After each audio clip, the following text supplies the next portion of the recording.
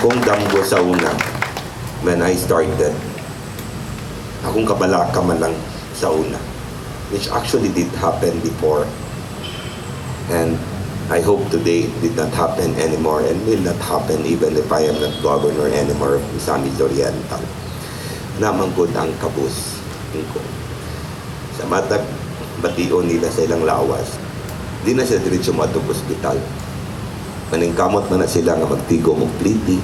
Kunya kung layo ang ilang barangay parehas sa Limonda nga 500 ang pliti pakanaog, 500 pabalik, 1,000. Mabaligya para sila manok, baboy, magpukha. Then kung makatigom sila 1,000, makaadto sila sa ospital, di na sila gani mo sulod diretsyo.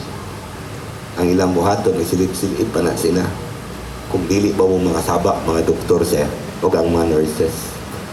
Pag dili gani mo mga saba, ilang tangtangon, ilang chinilas, musulod din na sila sa ospital. Dok, ma'am, di kay may akong ginhawa, pero kakakuyapan na. Kay grabe naman yung ibating, kay dugay man magpa-check up. Kay magbaligya pa ba yung baboy, manghita pa ba yung kwarta ipliti. Pero sa una pa lang nga pagtangtang sa yung chinilas, dili gani angay.